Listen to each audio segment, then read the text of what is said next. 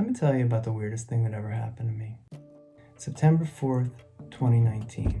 I get in the car to go to work and I started a new audiobook, Life Rider, a biography of big wave surfer Lard Hamilton.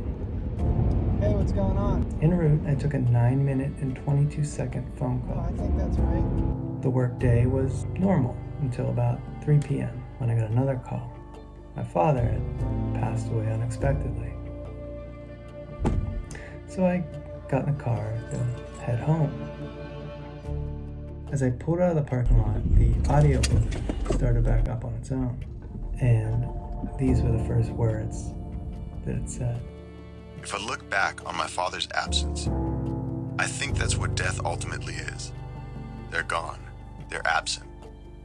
For me, I think the initial exposure to the concept of someone being dead was ultimately the fact that I didn't have a dad. My dad was gone. I was beside myself. I had to pull over. It was like the audiobook was commenting on what had just happened. Let's talk about synchronicity.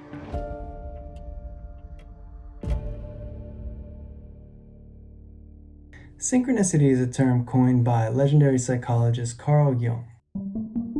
It refers to the meaningful coincidence of two or more events that happen simultaneously, but there isn't any obvious cause and effect going on there. For Jung himself, a great example of this was he was treating a patient and she was describing a dream she had that involved a scarab beetle. And right then, at that exact moment, Jung noticed that at the office window, there was a scarab beetle, even though those insects were extremely rare in that part of the world.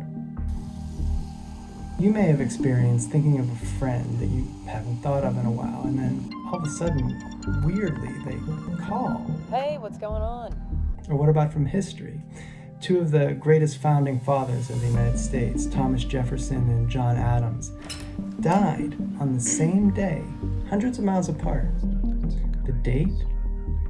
July 4th, 1826, exactly 50 years after they both signed the Declaration of Independence.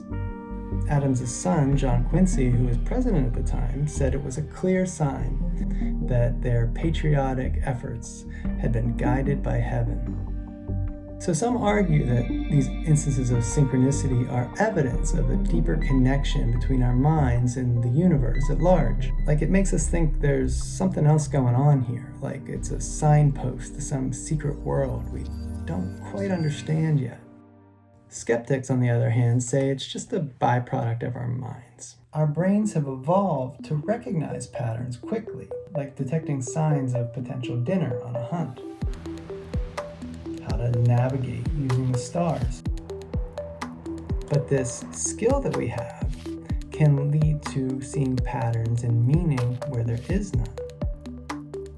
We tend to focus on these fluke instances and forget about the thousands of times we think about someone and they don't call, or the thousands of times that somebody famous dies and nothing special happened, or the date wasn't of any significance. And skeptics would argue that seemingly miraculous events should be expected to happen on average every 32 days. It's known as Littlewood's Law of Miracles, after a famous mathematician who came up with it. Take, for example, there's 1,000 people flipping coins. In that group, there's a high probability that one person will get 10 heads in a row. Now, for that person, that's going to seem insane. Like, it's going to seem like a miracle. But this law would tell us that it's to be expected. It's just probabilities and statistics. But back to my experience.